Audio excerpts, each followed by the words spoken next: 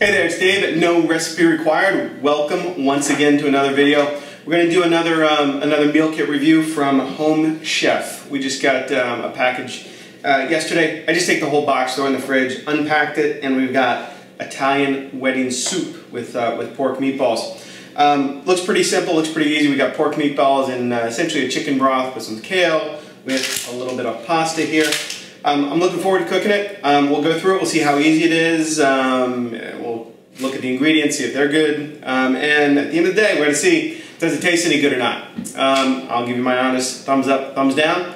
Let's go ahead and get to it. Alright guys, let's go ahead and get started on our Italian wedding soup. First thing we're going to do is prep 3 of our ingredients. They sent along a ciabatta roll over here. I'm going to dice these into quarter-inch, not dice, I'm going to slice them into quarter-inch slices. I'm going to finish that up off camera. They also sent some kale. Kale is actually a pretty nice vegetable, very sturdy, good in soups like this. We're going to de-stem it. This is a big, giant stem. Each one of these is going to have a big stem. And you're going to want to pull the stem off. Best thing to do is just hold the stem, pull the leaf, or the leaves, and they will come off. And then once we get it all done, go ahead and just take our knife, our big knife here, and give it a coarse chop. It's going to wilt down, but you don't want like entire leaves that you got to eat. So think like, you know, maybe 2-inch pieces. I'm going to do the rest of this, just throw it in a bowl off to the side. And then the third thing they want us to prep is a shallot. We're going to dice the shallot by taking the bottom end off. That's garbage. Take the top end off. That is garbage. And then we got to take the peel off. This broke into 2 pieces. Not a big deal. Just kind of slice through this outer layer. You can also slice it in half and take that off. That little peel is no good. Then we're going to go ahead and slice up or dice our shallot by going, let me show you this way. Go through it, go through it, go through it, maybe 4 times. I'm not going all the way through. Then slice it in half and then go straight down. If you don't quite have the knife skills yet, just, you know, hack away at it. Get it nice and diced up. It doesn't have to be too fine, but you do want to chop it up. And then I got a little ramekin over here. We're going to throw our shallot in. I'm going to finish prepping these ingredients, and then we're going to come back and start forming our pork meatballs. Okay, so we've got our shallot, our bread, and our kale prepped out.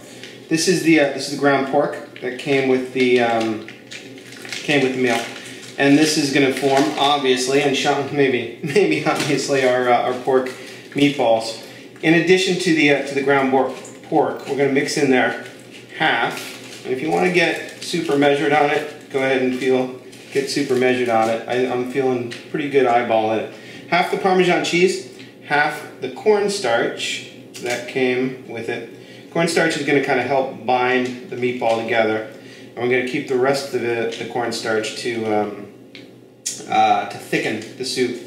And then half of our Italian seasoning. You know, one of the ways to do this is just kind of hold on to half the package, dump it out, and there you got kind of half left. Pinch of salt and pepper. I'm glad it told us to season. This is it's kind of steps you really got to make sure you season as you go along. I'm using fresh ground, black pepper, and that's our meatball base. You can certainly get in there with a spoon. I find the hand is honestly the best tool for making meatballs.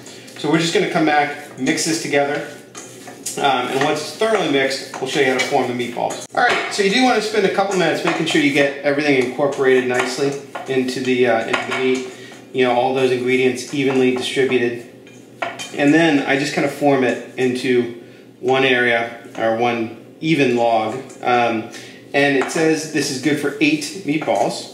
So for that, all we got to do, divide that 1 into 2, divide the 2 into 2, divide the however many we got here into 2 more, and then we're going to do this one in 2 more. And it says make about 8 ping pong size meatballs. And the only way to really do this well is get in there with your hands. There's our 1, there's the next one. I'm going to do these 4, and then I'm going to divide up the other half of my pork. and then we're going to come back and sear off our meatballs. I got our oven preheating to 400 degrees. Okay, so I've got the pot we're going to cook our soup in, and it's actually maybe a little bit larger than we need, but I want you guys to be able to see what's going on. We're going to start by searing our meatballs off. Pot's already over the heat, kind of medium-high heat, and these are our meatballs. That was a little bit of olive oil in the pan. And we're going to sear them, try and get the meatballs browned on all sides, and you should... I need to heat that up just a touch more. You should hear just a little bit of a sizzle, or a good amount of sizzle, as you lay the pork down. If it's not quite there, just pull it up, let it heat a little bit more. There we go, that's better. I was close. And I'm going to lay these down, and once they're down, I'm not going to touch them for about 2 minutes. I'm going to get the side that is on the pan nicely browned. Then we're going to come around, we'll flip them over, turn them around, and get all sides browned. Alright, it's been about 2 or 3 minutes, and when we're talking about browning the meatball, that's what we're looking for. Brown. That little sear on the meat is actually going to give us quite a bit of flavor in the soup. This is why a lot of recipes call for a quick braise, or sorry, a quick sear on meat before you put it in a soup. I'm going to continue, I'm going to turn all these, and then we're going to let it go on this side, the opposite side, for about 2 minutes. Then we're going to turn it once more and get the remaining meatball browned off. Alright guys, so we're just going to turn my heat down a little bit, and I'm removing the meatballs, and actually put them right back on the same plate where we had the raw meat, because they're not cooked through. We're going to cook these again in the soup itself, so that's why it doesn't really matter too much. This is the shallot that we cooked off earlier. I'm going to add that to the pot, and again there's plenty of heat in there already, which is why I turned it down. If there's enough oil, and here in this pot there's plenty of oil in there, so I'm not going to add any more. If it was dry, you could add a little bit more olive oil. And I'm just going to let these go for 30 seconds to 60 seconds or so to soften up the shallots. Okay, it won't take long for that for those shallots to soften up. That was our Italian seasoning. We're going to make our soup base here. Ooh. We're gonna dig our what do you call it? A little wrapper out. We're gonna make our soup base with this. These 2 packets are our chicken stock or chicken base that came from the chef guys. We're gonna add that in along with 4 cups of water, and we're just gonna let this come up to a simmer. We'll stir that in. This, like I said, is going to be our soup base, and in about 5 minutes or so over medium heat, this is just going to start to gently simmer. Okay guys, so this is the ciabatta that we sliced up earlier, and we're essentially making some nice fancy croutons here. A little baking sheet with foil on it. It says to put a little bit of olive oil on each bread, and I've got this fancy little sprayer thing, which I love. If you don't have that, just take some olive oil, your thumb, and just cover most of the hole and do a little drizzle on each one.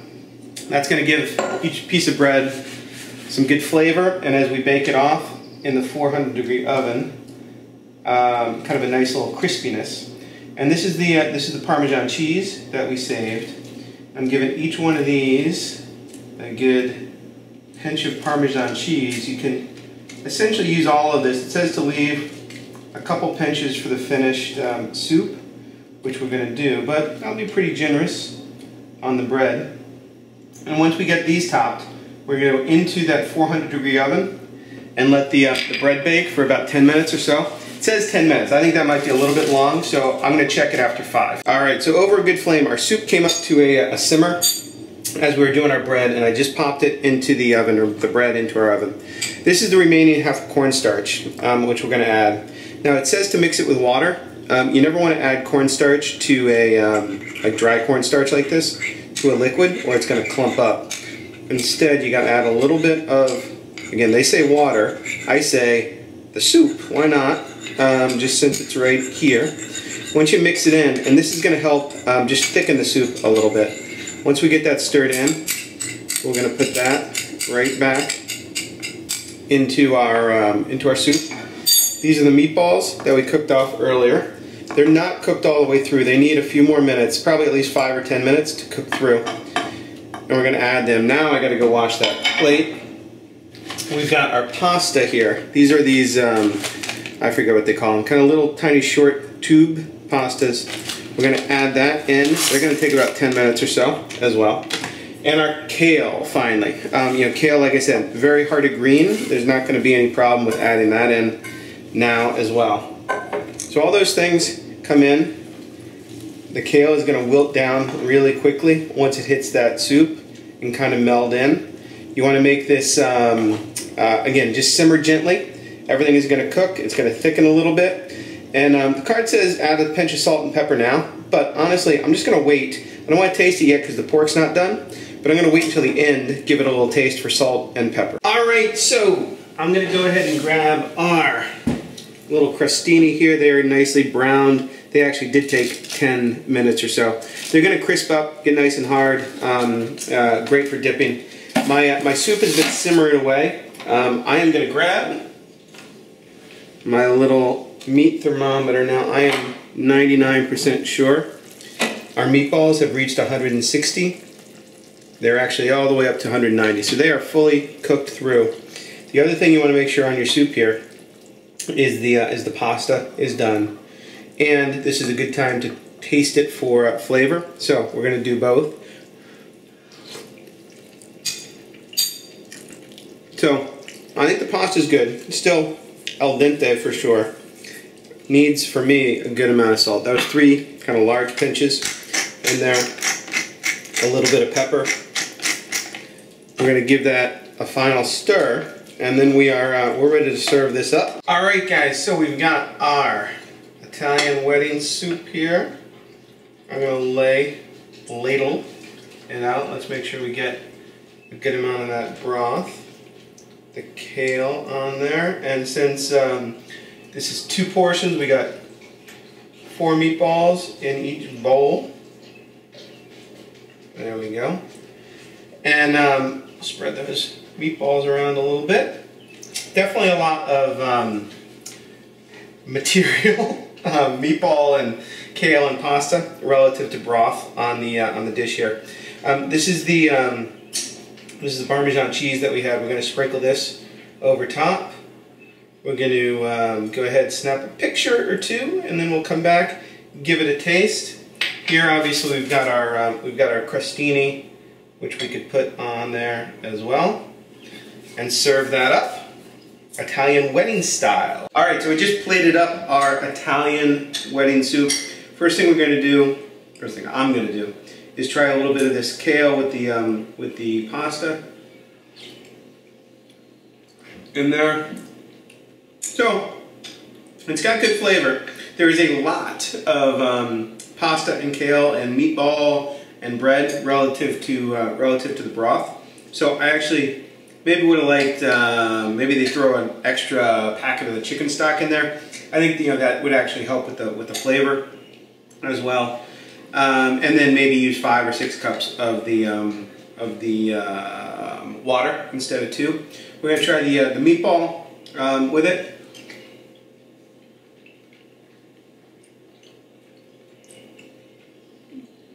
Meatball's pretty good. It's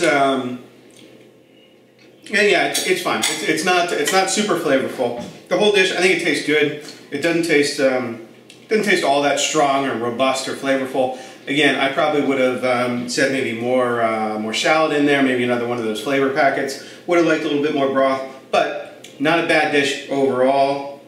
You know, I'm gonna give this one thumbs sideways instead of thumbs up, thumbs down. It was pretty easy to make. I did it in about 45 minutes while filming. I think if I was doing it on my own or without the filming, probably could have done it in 35. So give it a try. Let me know. I'll throw a discount coupon into the description, and let me know how it goes. All right, guys. So that was Home Chef's Italian wedding soup. You know, by no means the greatest soup I've ever had, but it wasn't bad either. We're doing this one the thumbs sideways. If you give it a try, let me know how it goes. It wasn't hard to make at all. It only took about 45 minutes or so, but I was filming. So give it a try. Let me know. Don't forget to subscribe, and I'll see you next time on No Recipe Required.